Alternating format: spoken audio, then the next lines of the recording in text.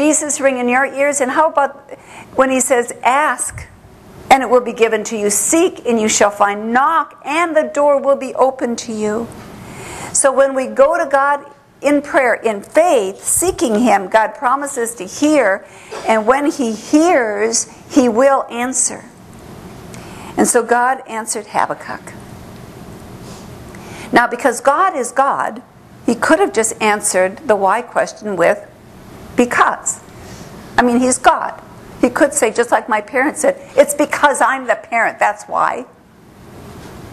And he could have said, it's because I'm God, and that's the why, it's because. But God didn't do that. He answered by telling Habakkuk, I have a plan. And God has a plan for the nations. He has a plan for our lives.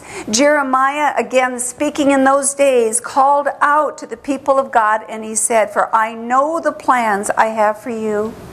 Plans to prosper you and not to harm you. Plans to give you a hope and a future. And if you continue on in Jeremiah's prophecy, this is what he says. Then you will call upon me and come and pray to me, and I will listen to you. You will seek me and find me when you seek me with all of your heart. I will be found by you, declares the Lord. So God tells Habakkuk, I have a plan. Look around, Habakkuk. Look at the nations and watch and be utterly amazed. For I am going to do something in your days that you would not believe even if I told you. And then he goes and he tells them.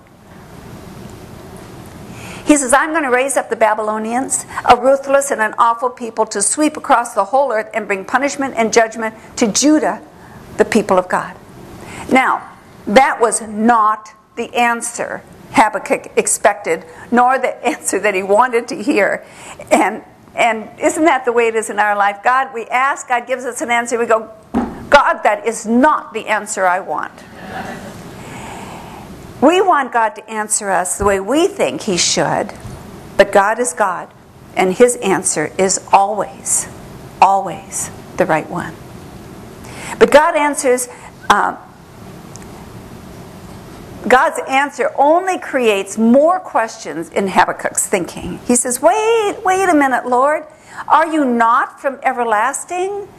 Are you not my God, my Holy One?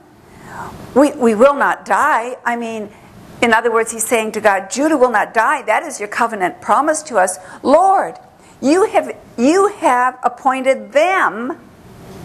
Who's he talking about? I believe he's talking about Israel. You've appointed Israel to execute judgment. O rock, you have ordained Israel to punish. There is something upside down about this, God. They're supposed to be the punishers, and now they're the punishees. I think that's right, if I remember my real estate language. That big question, why? Habakkuk questions God's ways. He says, why, God, would you use a nation that is more evil and more unrighteous than Judah to punish? Why, God? Why are you silent while the wicked swallow up those more righteous than themselves? You see, God's prophet needed God's perspective first on sin. Though they were God's people, that did not exempt them from judgment. And sometimes we as Christians believe we can act any way we want and God will be silent. God's prophet forgot God's perspective on sin, and he forgot that the greater the light, the greater the responsibility. Yes, the Babylonians were wicked. They were wicked sinners. But they had no knowledge or limited knowledge of the true and living God. They were sinning against very little light. But the Jews knew the Lord and his laws and his decrees, and which was even worse, for they were sinning against the very law that they claimed to believe in. Now we know sin is sin to God, and he's going to bring judgment regardless. But when God's people deliberately disobey him, it is worse because they are sinning against a flood of light, and as one writer put it, an ocean of love. So God's prophet needed God's perspective on sin, for the greater the light, the greater the responsibility. So you answer, was Babylon the greater sinner? I don't think so. Habakkuk needed God's perspective not only on sin, but on his ways. He questioned God. He said, you are holy, and yet are you not going against your very holy character by aligning yourself with an evil nation? I wonder, as I thought about this, if Habakkuk had these same conflicting questions when Israel fell to the Assyrians. Maybe, like us, it only hits us when it touches our own lives that we seek for the answers to our whys. When God said to Habakkuk, I will tell you what I am going to do, but even then you would not believe, it is because we don't understand God's ways. Isaiah 55:8 says, my thoughts are not your thoughts, neither are your ways my ways. As the heavens are higher than the earth, so are my ways higher than your ways, and my thoughts than your thoughts. We just have this earthly, limited perspective. We need God's perspective. If only we could climb up high enough to look down, we could see the picture as God sees it.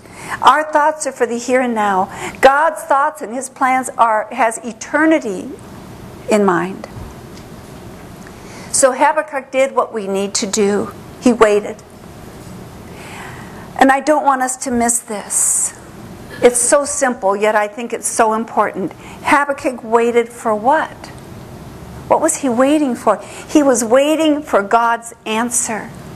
Hebrews tells us that faith is being sure of what we hope for and certain of what we do not see. Faith took Habakkuk to prayer, and now faith keeps him there in the waiting room. He is waiting, expecting God to answer. He is determined to wait upon God, and he gives God, as a result, the opportunity. I think so often we pray, and then if we don't get that instant response, we're up and around, and we either forget the prayer or we go to resolve it ourselves. And we're great at resolving our problems, aren't we? Habakkuk stood on his watchtower and basically said, I will wait on the Lord. I will keep my eyes alert, my heart open, and my ears attentive, so I will not miss the answer that you have coming to me. That was confidence in God. And God did not disappoint him. And so we see the search for the answer to the question, why? So now let's look at the solution. Habakkuk discovers, as we need to, that the solution to why is God. It's God. Author and scholar J. Ronald Blue said, what begins with the question mark, why, ends with an exclamation point. For the answer to why is who. We will find that Habakkuk's confusion is resolved with his comprehension of who God is and how he is to live. And so chapter 2 gives us the who and the how. The Lord answered the why question first on the how-to in verse 4. He declares, the just shall live by faith. And that is the key to the book of Habakkuk and the key to God's dealings with you and with me. God is simply saying to Habakkuk and to us, live by faith. Trust me. Trust me with all the why questions in your life. Trust me. The who and the how. John Phillips points out that this verse could be translated this way. The just one by his faith shall live. Let me repeat that. The just one by his faith shall live.